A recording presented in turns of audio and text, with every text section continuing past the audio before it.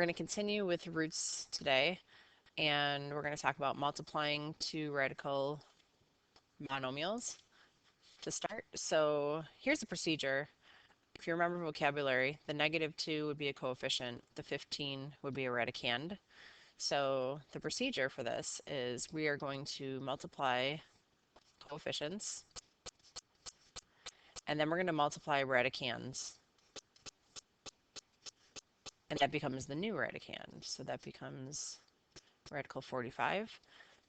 And from here, I'm going to simplify. So I'm going to bring down the -10, 45. If you do the procedure that we had talked about, you would get 3 times 3 times 5. And so as you can see, I'm taking the square root since there is no index. I have a group of 2 right here. So I'm going to pull one of those out. Now all of this is multiplying. So this winds up being -10 times 3 radical 5. And I'm just going to multiply those together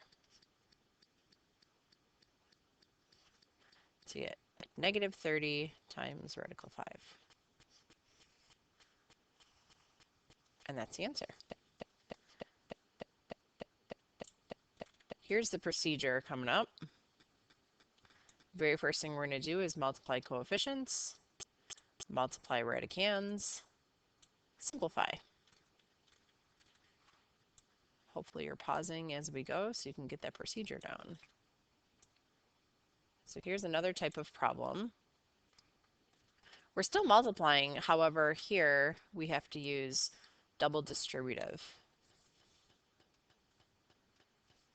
And so I'm going to take this 2 and multiply by every term in the second set of parentheses. So that's going to give me 6 plus 2 radical 10.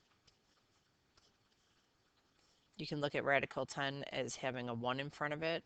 So really I multiplied coefficients, which would be the 2 times 1.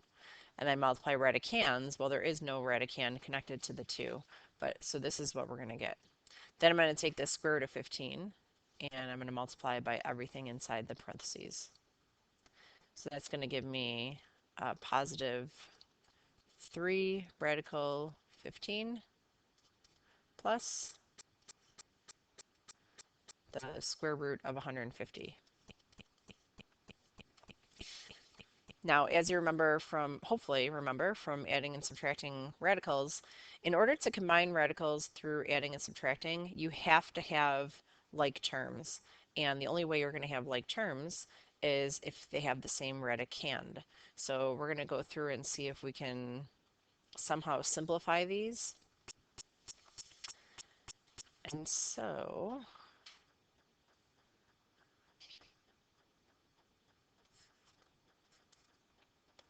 there's nothing I can simplify in the first one, so I'm just going to bring that down.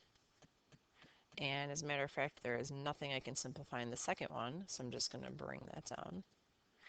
And with the third radical here, let's see.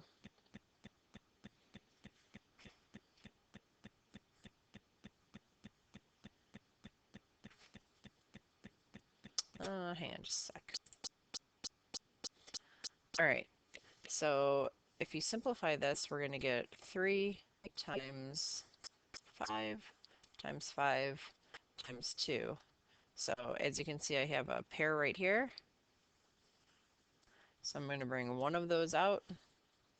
Unfortunately, that still leaves me with not having any like terms, but it's still a good rule of thumb to simplify. So here's the answer. 6 plus 2 radical 10 plus 3 radical 15 plus 5 radical 6. And there's nothing I can combine there. Most of the time there will be. So I have an example for you to try. Here it is. Good luck. See you tomorrow.